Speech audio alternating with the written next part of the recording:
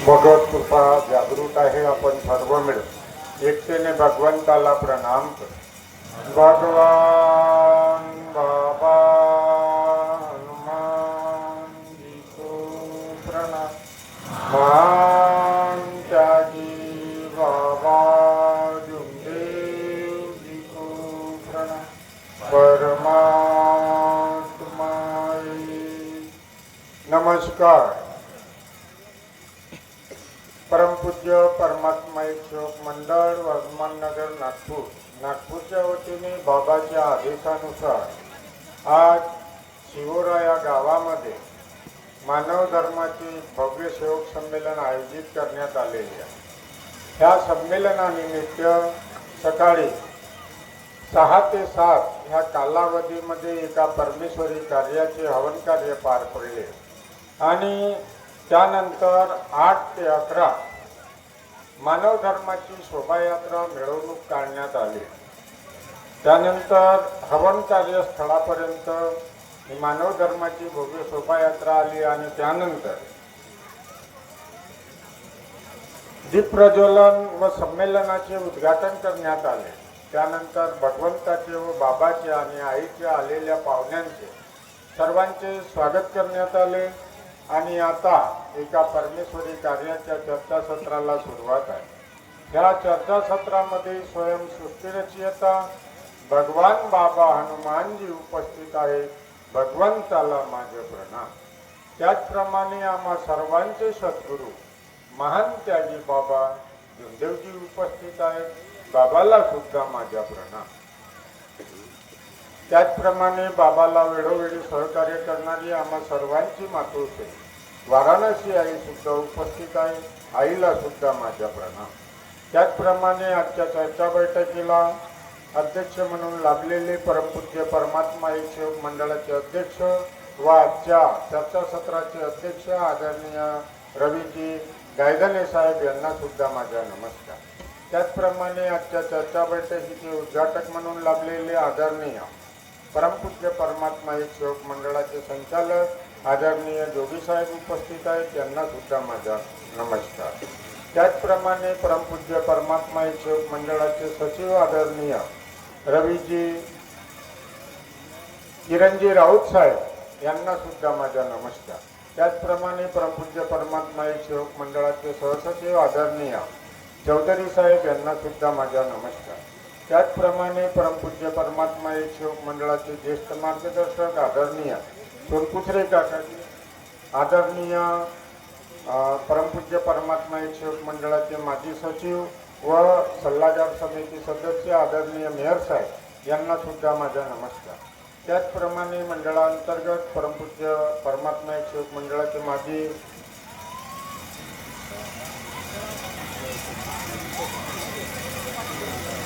माजी सचिव आदरणीय अंबुले साहेब, त्याचप्रमाणे मंडळाचे माजी संचालक आदरणीय बालकदाजी ठवकर साहेब व आदरणीय मंच प्रत्येक परिसरातून आलेले मार्गदर्शक कार्यकर्ता सर्वांना माझा नमस्कार.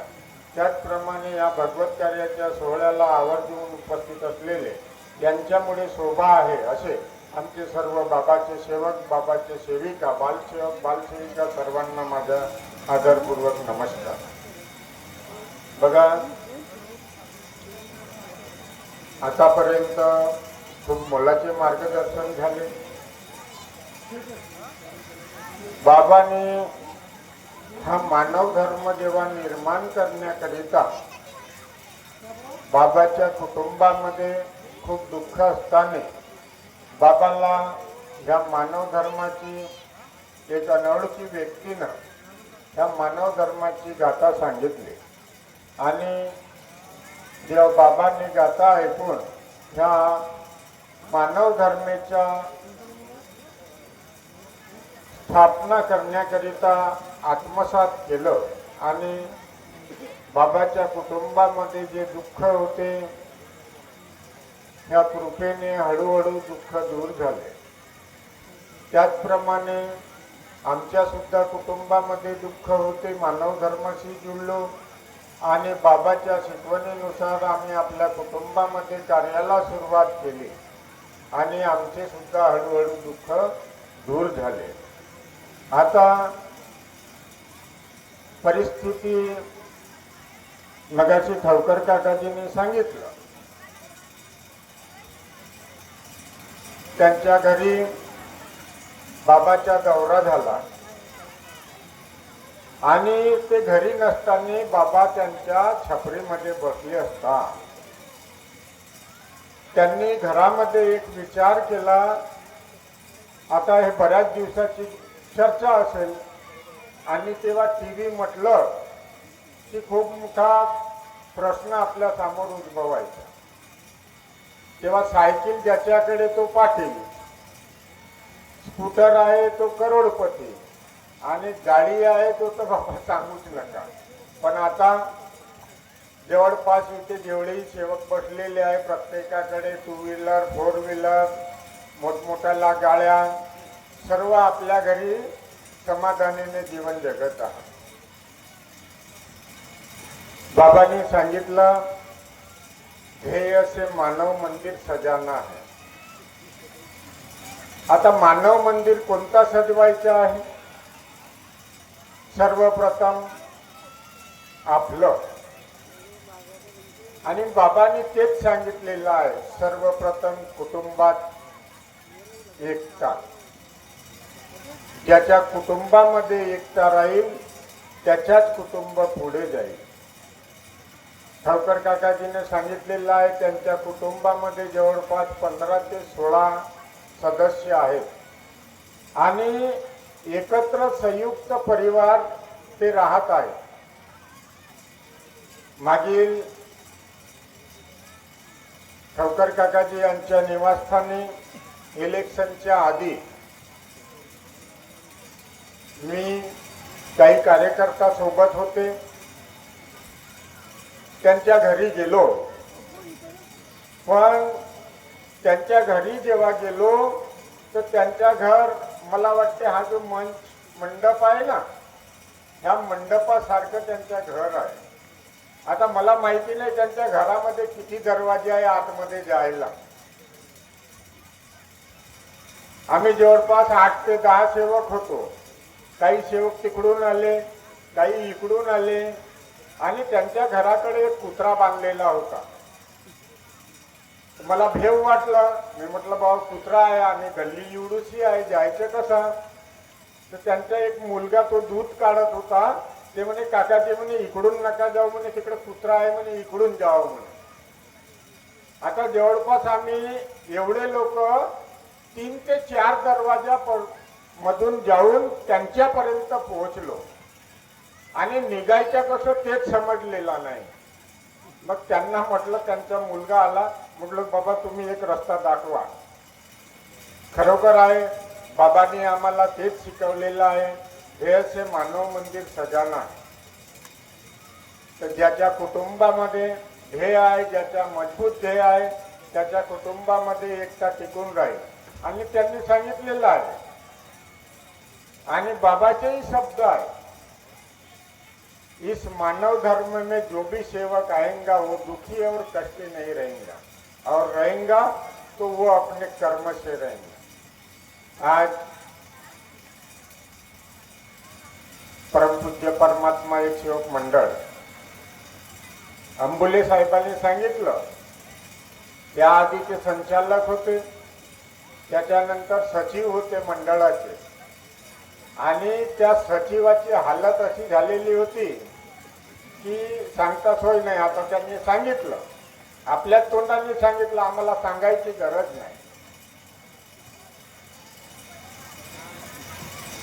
आमचं आता 15 लोकांचा संचालक मंडळ आहे.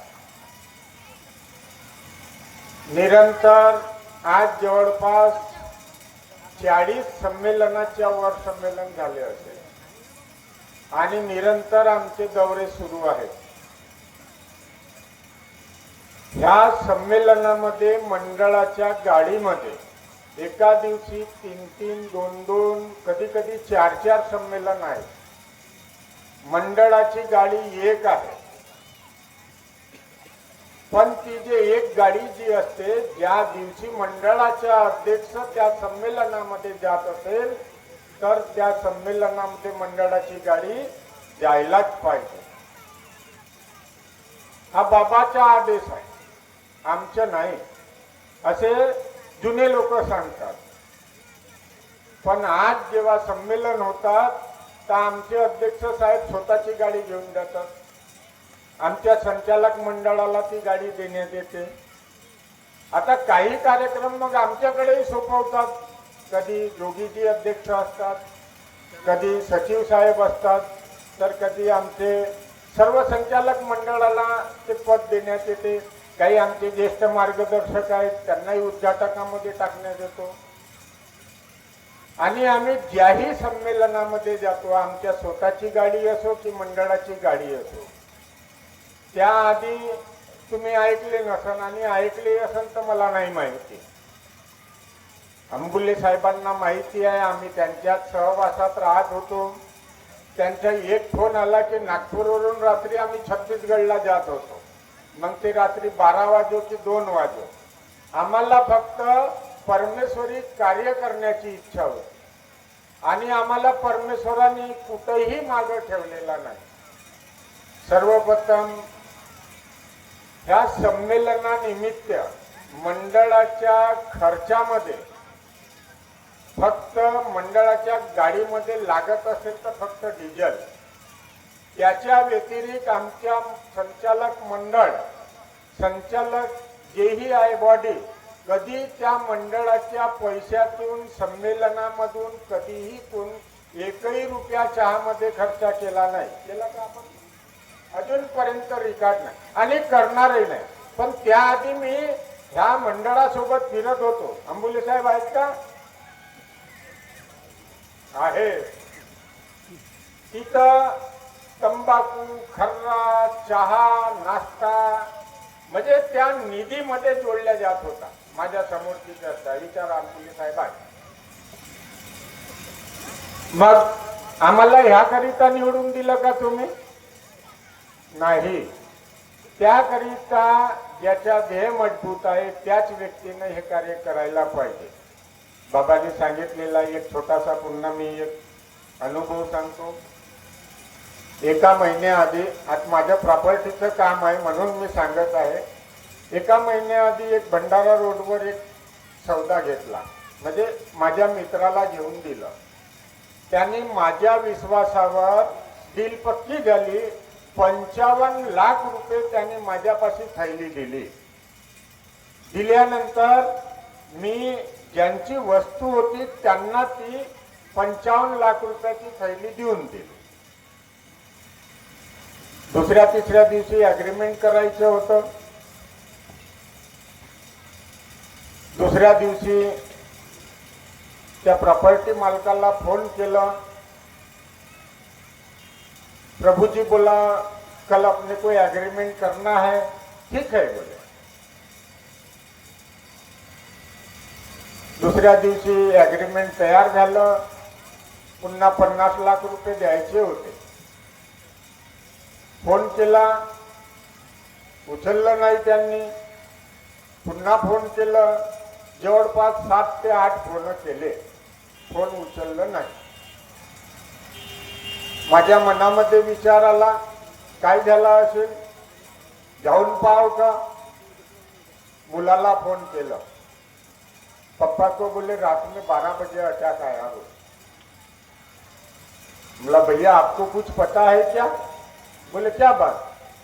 बोला परसों के दिन पप्पा को 55 लाख रुपए दिए, सौदा लिया है. नहीं बाबा बोले.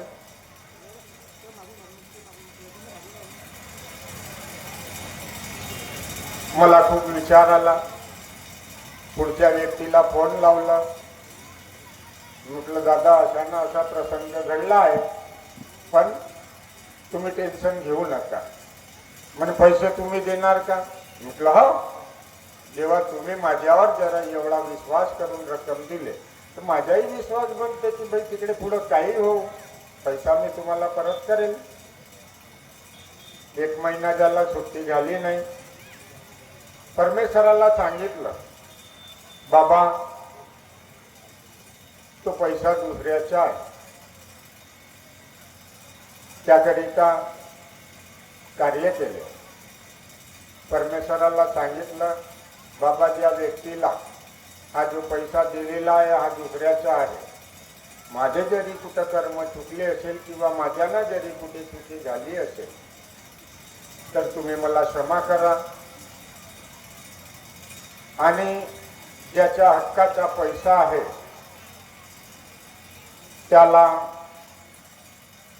त्याचा पैसा त्याला मिळायला पाहिजे किंवा त्याची वस्तू त्याला मिळायला पाहिजे. 3 दिवसाचे कार्य केले, परमेश्वराला सांगितलं आणि 4थ्या दिवशी मुलाचा फोन आला, पप्पा अभी आईसीयू से बाहर निकले हैं, 2 दिन के अंदर घर पे आ जाएंगे.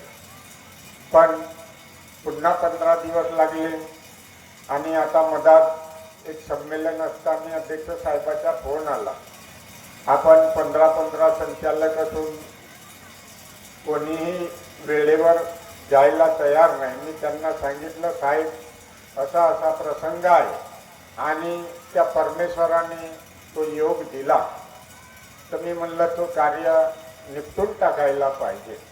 आणि तो व्यक्ती घरी आला आणि त्यांनीच स्वतः फोन केलं.